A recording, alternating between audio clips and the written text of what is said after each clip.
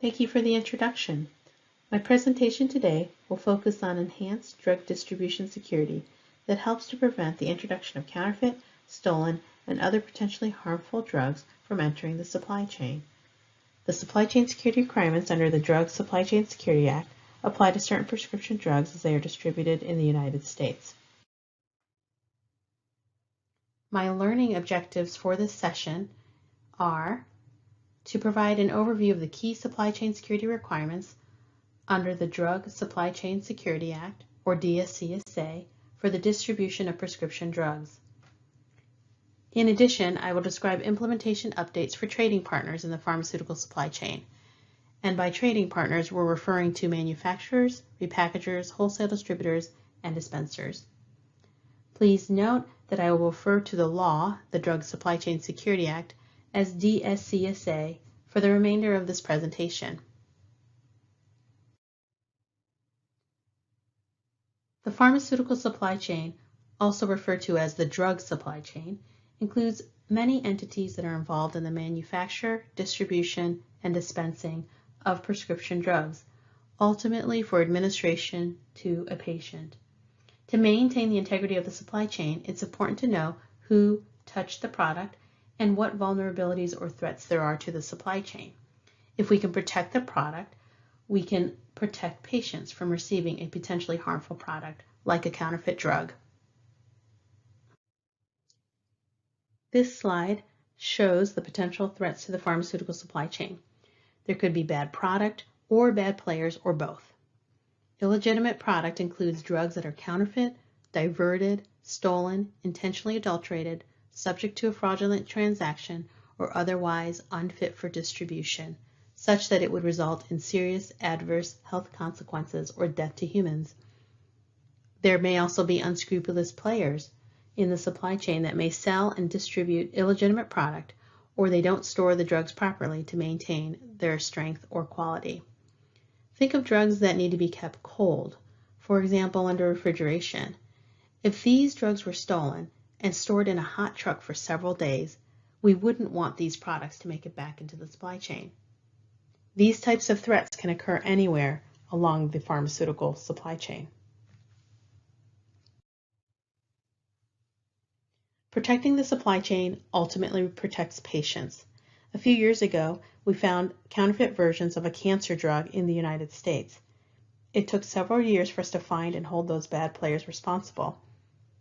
DSCSA provided FDA with additional tools to identify and investigate bad product in the supply chain and help prevent their distribution so they don't reach patients.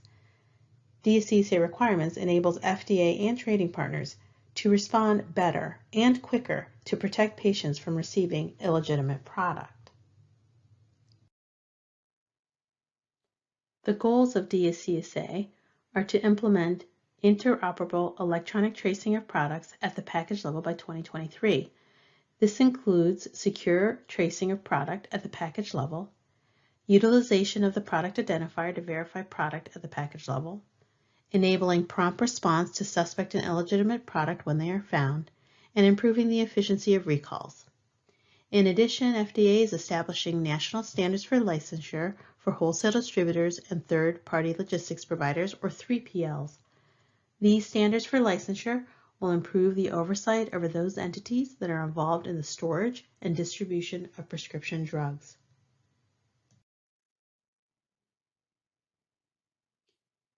The authorities under DSCSA began in 2013, and many of the requirements which are highlighted here have been phased in over the years, like product tracing and verification at the lot level in 2015 and serializing product in 2018, with the goal of getting to enhanced requirements that go into effect in 2023. The result will be an electronic and interoperable system for product tracing down to the package level in 2023. Let's talk about who and what prescription drugs are affected by these requirements. Trading partners under DSCSA include drug manufacturers, repackagers, wholesale distributors, dispensers, and third-party logistics providers, or 3PLs.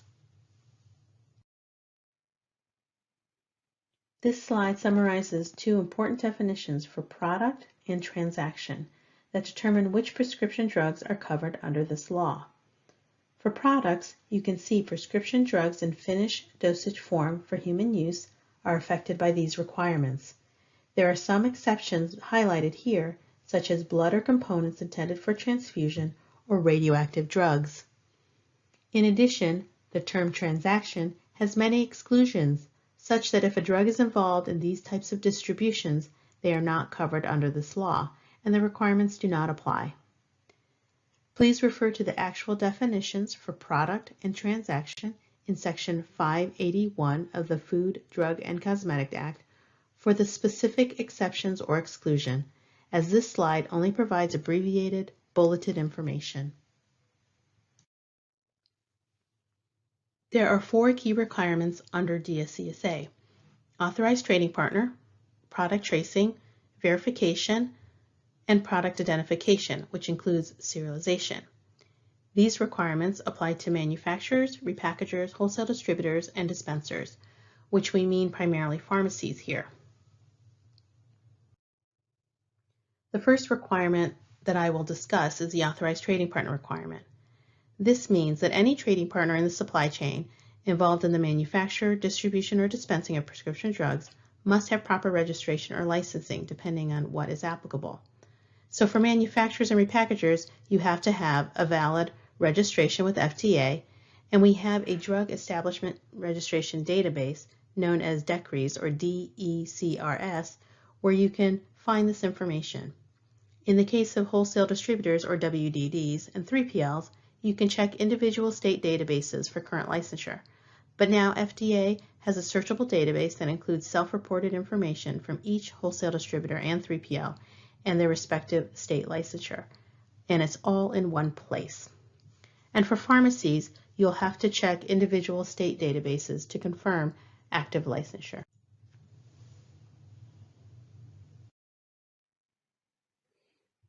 FDA issued a guidance for industry for authorized trading partner requirements that clarifies other entities and terms to help identify who is considered a trading partner under DSCSA, and therefore who must comply with these requirements. Based on the activities performed, the guidance will provide specific clarification on who is considered or may not be considered a manufacturer, repackager, wholesale distributor, 3PL, or dispenser. I won't read all the information on the slide, as I'll provide a resource page at the end of the session that will have all the guidances that I will have reviewed in this presentation. Let's take a few moments to do our first challenge question. Who is considered a trading partner and must comply with the supply chain security requirements under DSCSA? A. Manufacturers, B. Repackagers, C. Wholesale distributors, D. Dispensers, E. All of the above.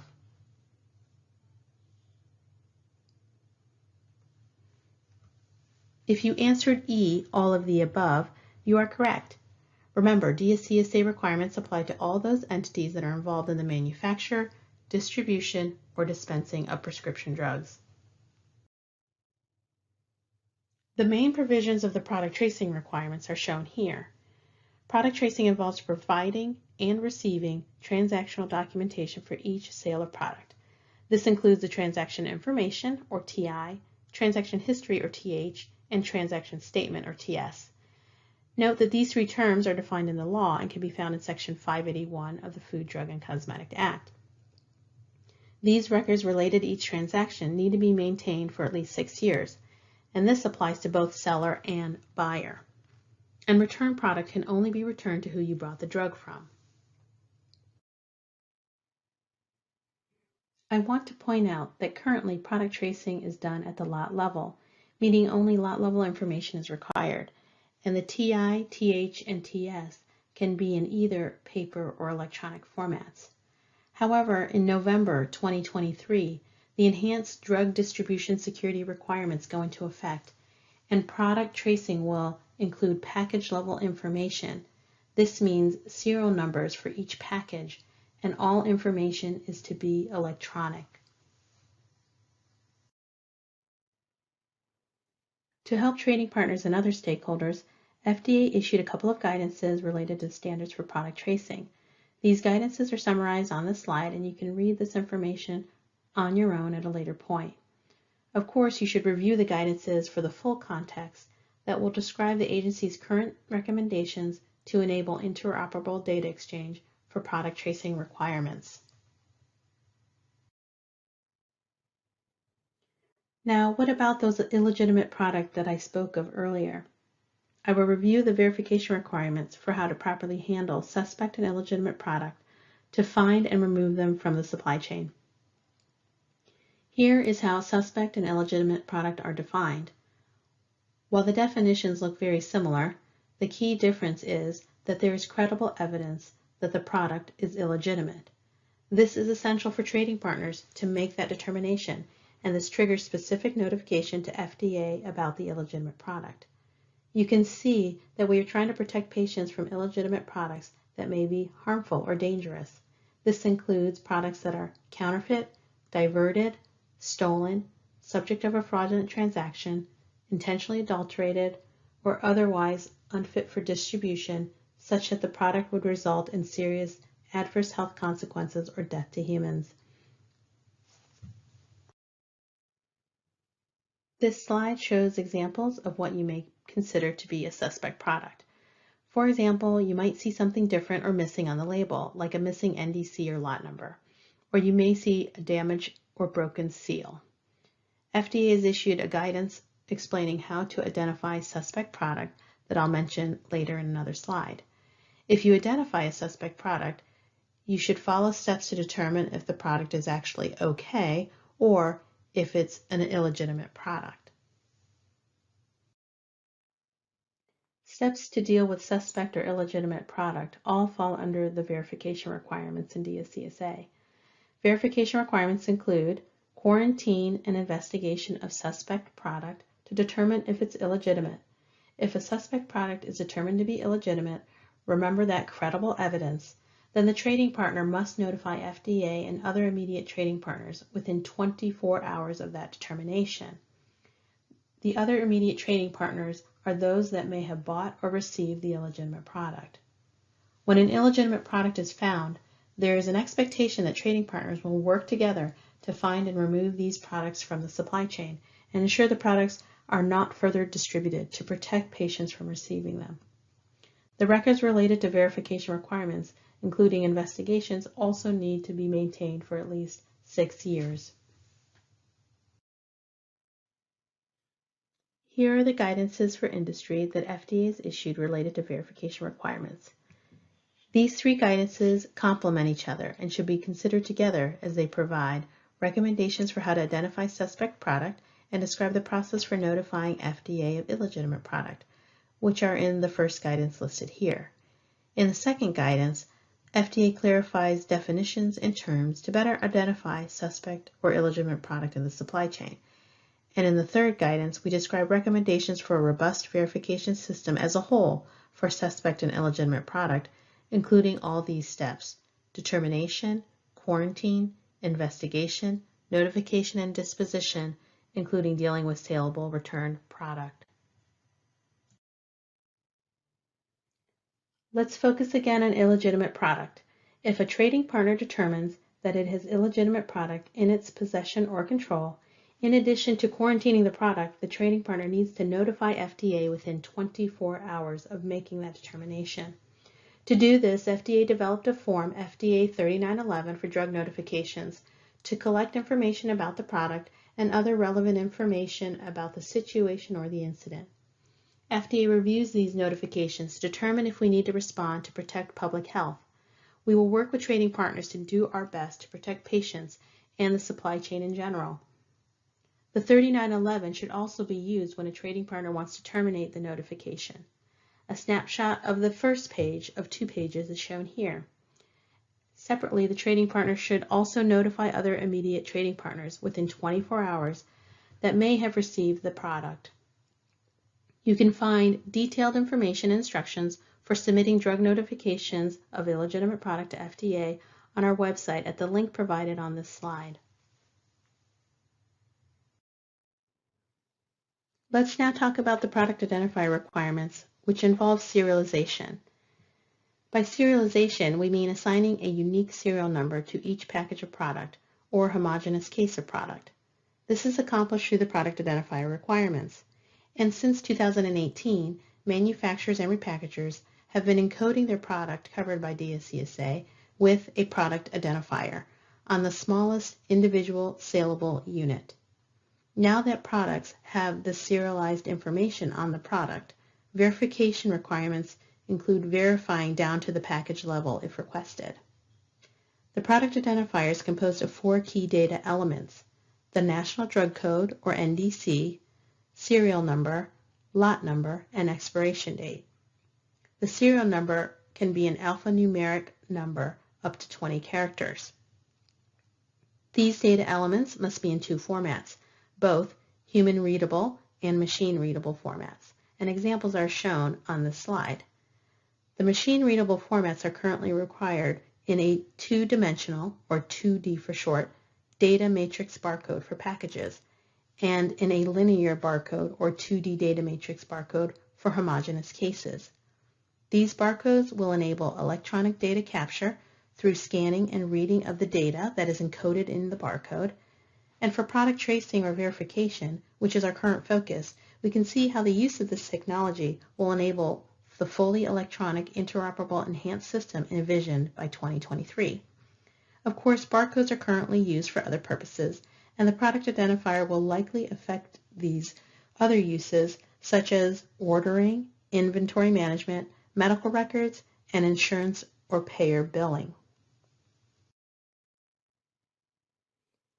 Now, having product identifiers on products with serial numbers is very exciting for the healthcare system. But remember earlier when I mentioned that some drugs are actually excluded from these requirements. Also, there may be products that are considered grandfathered because they are already in distribution in the supply chain. In addition, FDA may grant a waiver, exception, or exemption for specific products or transactions. What this means is that we will have a mixture of prescription drug packages in the supply chain that will not have product identifiers and some that will. And this is allowed under the law. If you are unsure whether a product should have a product identifier, we recommend checking with the original manufacturer or repackager of the product. We developed this decision tree to help trading partners determine if a product should have a product identifier. The decision tree is also available on our website on our main page for DSCSA.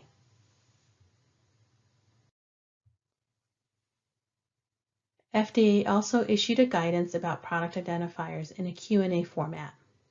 This guidance includes FDA context for barcode-related questions, recommendations for standardizing the information that is contained in the product identifier, both in human and machine-readable formats, recommendations for submitting label changes under DSCSA, clarification of our interpretation of DSCSA product identifier requirements as they relate to linear barcode requirements that are still in effect under Title 21 CFR 201.25, and examples of when the product identifier and or the linear barcode are required on different types of product packaging.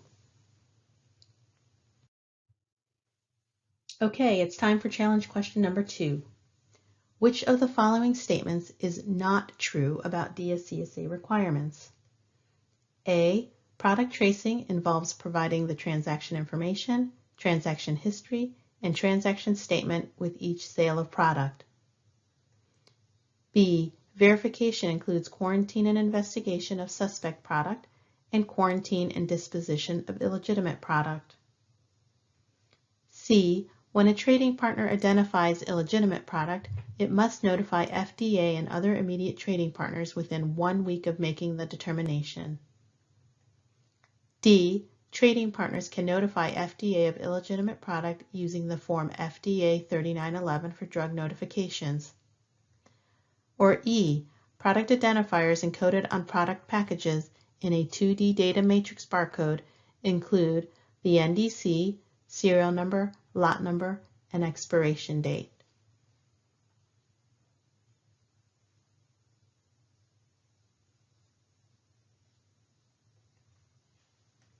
The answer is C. This statement is not true.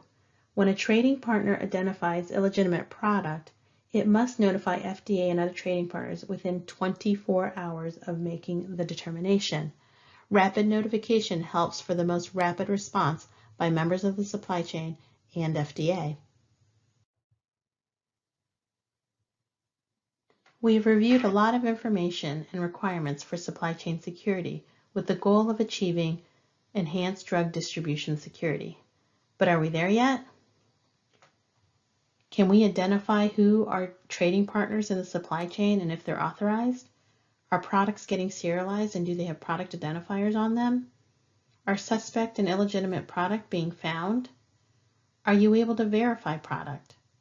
Is product tracing information being exchanged? And what drugs are being returned? These are many questions that we've identified as supply chain issues, but this is likely not all of them, especially when we think about what we need to do for enhanced product tracing and verification. What are the process or system changes to get a fully electronic system?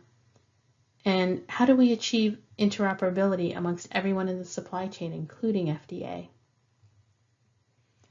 What else do we need to do, either to develop or do something new or improve something that already exists?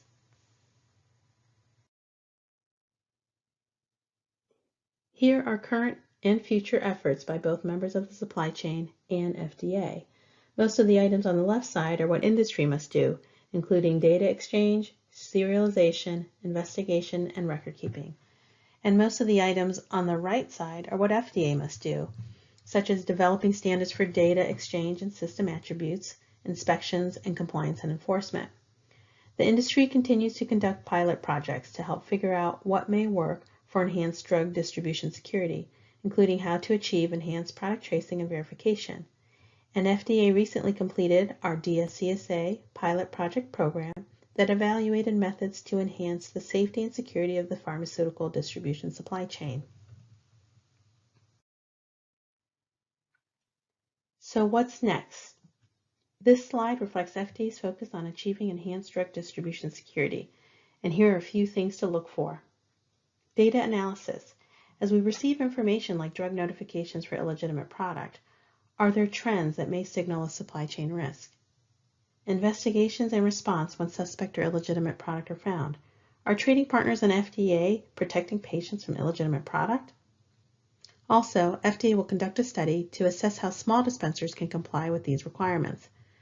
Look for more guidances for industry from FDA, either new, revised, or finalizations, as we need to update information related to standards for data exchange and the development of the electronic interoperable system. We'll continue DSCSA implementation, including issuing regulations for standards for licensure of wholesale distributors and 3PLs. We also intend to publish the learnings from our DSCSA Pilot Project program in a final program report. As I mentioned earlier, we recently completed our DSCSA Pilot Project program to assist supply chain stakeholders and FDA in developing an interoperable electronic system for identifying and tracing prescription drugs as they're distributed in the United States by 2023. The selected pilot projects were led by members of the supply chain, and they examined a variety of topics, including interoperability, enhanced product tracing and verification, and innovative technologies. We'll share the learnings with the public in a final program report, which will be posted on FDA's website. And we hope this report will be useful for trading partners and other supply chain stakeholders. We hope for continued stakeholder engagement. Please be engaged and participate in our public meetings or workshops and comment to our guidances. These are our main methods for getting stakeholder input. We hope to also be able to participate in various meetings and conferences hosted by associations and other stakeholder groups. Of course, FDA will continue its compliance and enforcement activities. There's a lot more work to do for industry and FDA, and we hope to continue to collaborate and obtain stakeholder input to implement these requirements in the most effective way. Here is the resource page that provides a link to FDA's DSCSA main webpage.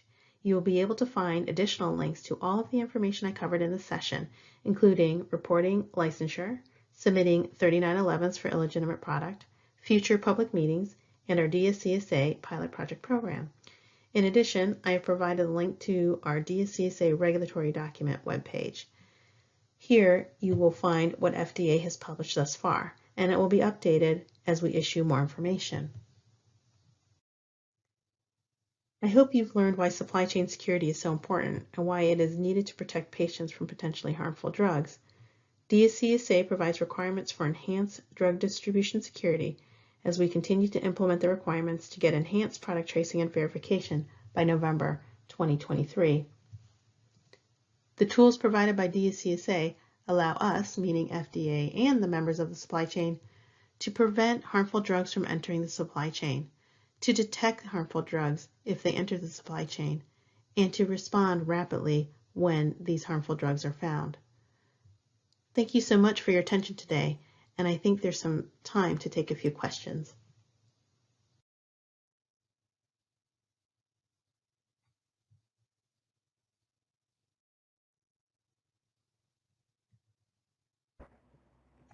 Thank you so much, Captain Jung, for your presentation and a great overview on this act. So we do have a lot of questions coming in for you and for our attendees. If you guys would like to put your questions in the Q&A pod, and we'll get them lined up, and hopefully we'll have time for them. All right, our first question has to do with contract manufacturing organizations. Do the DSCSA requirements apply to the CMOs, the contract manufacturing organization?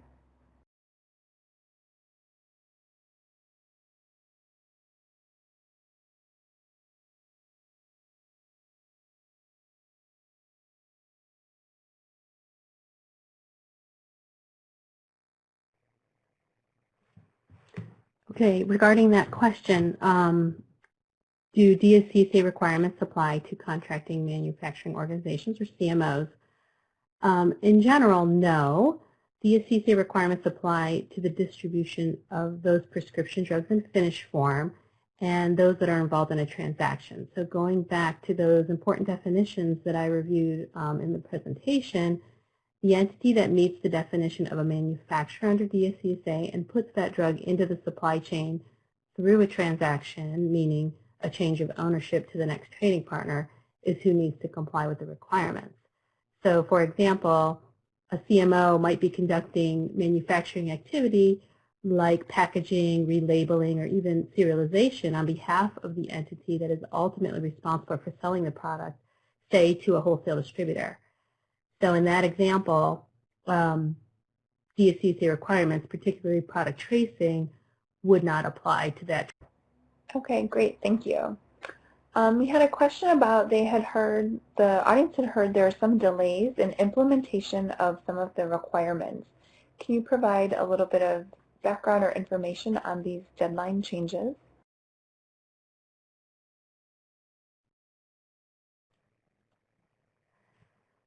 So there have been some implementation challenges by the supply chain since enactment in 2013, but many of the requirements that I talked about are currently in effect. And at certain times, FDA has decided to not take action to enforce certain requirements. For example, when manufacturers are working to get their products serialized for the product identifier requirement, FDA provided some relief, and manufacturers had an additional year to comply until November 2018.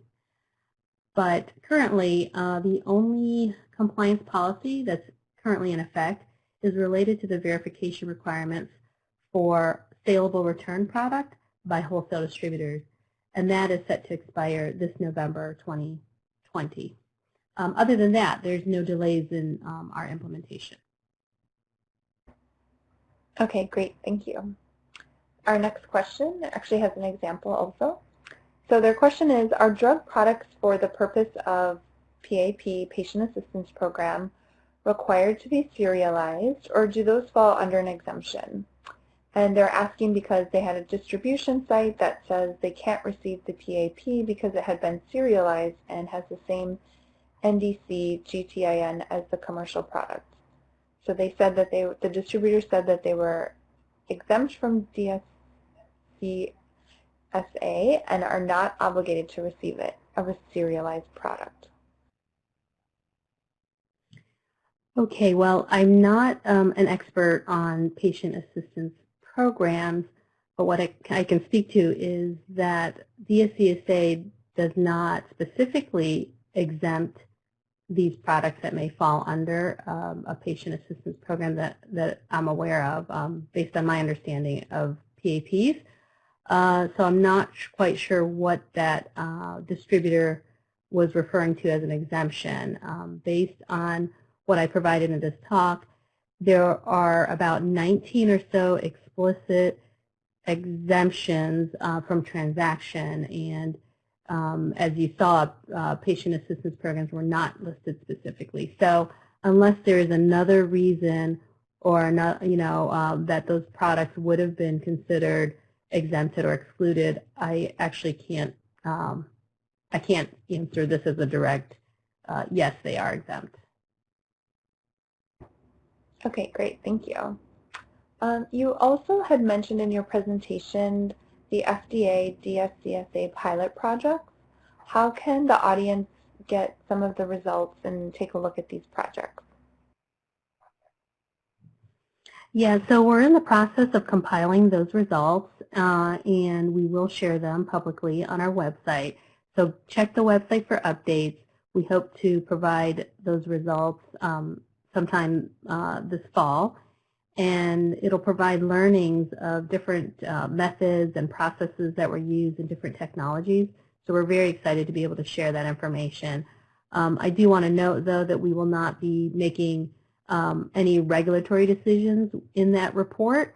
Those will probably come through our regulatory documents, either through a guidance for industry or a regulation. So you can look for those updates as well. Okay, great. Thank you.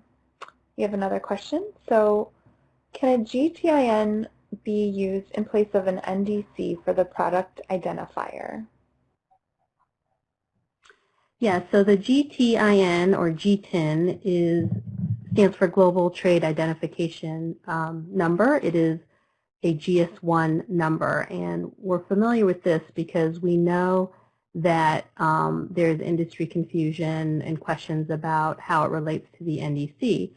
And fortunately, we have issued a guidance. One of the guidances that I talked about, the one related to the product identifier questions and answers, will tackle this question. So if you don't get what I say today, you can go back and look at that guidance. But in general, we all know the NDC is the National Drug Code, and what a GTIN is used for is to encode the National Drug Code into that 2D data matrix barcode that I also talked about.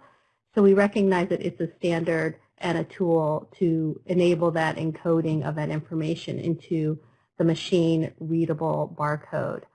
But if you're printing it in human-readable format on your label, most entities in the supply chain, particularly pharmacies or other healthcare practitioners, don't know what a GTIN is. They are much more familiar with NDCs, and they are much more familiar with seeing an NDC and an NDC number on a package label.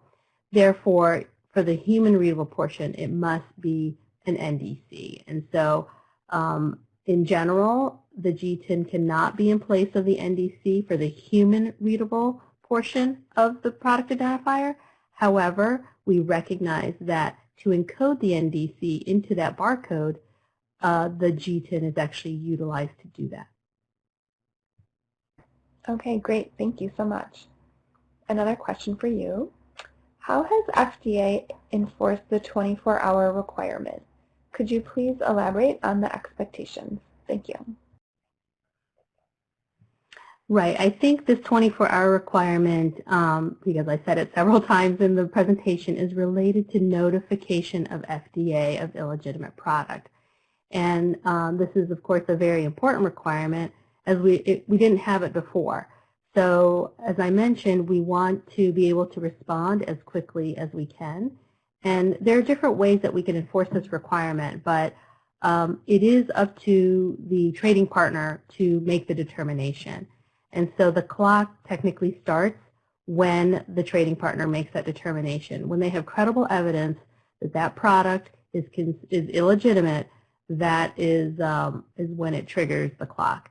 I think our experience so far is it's usually pretty cooperative, and when we do have incidences that are reported to us, we are able to work with the manufacturer or wholesale distributor or pharmacy or other stakeholders to do the best that we can to thoroughly investigate and respond. So we haven't seen that it's been a problem thus far.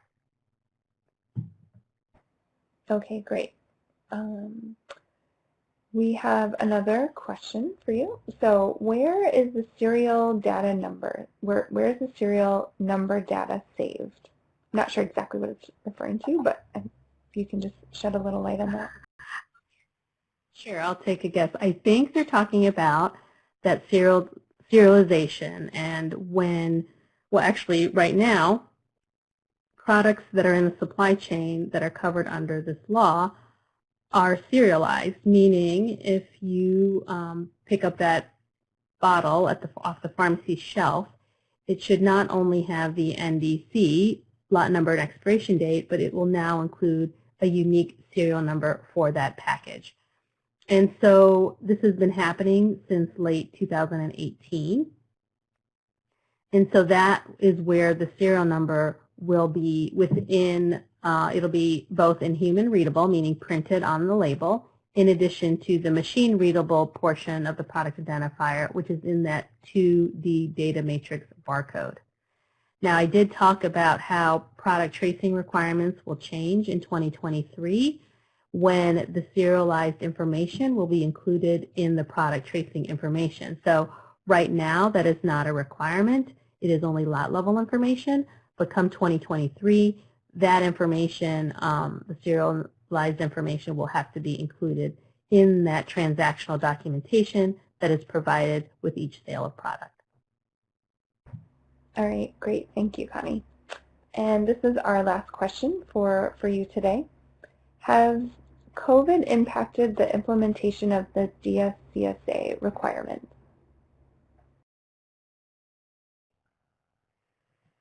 So, of course, COVID-19 over the public health emergency has impacted the agency overall as the COVID-related work is prioritized.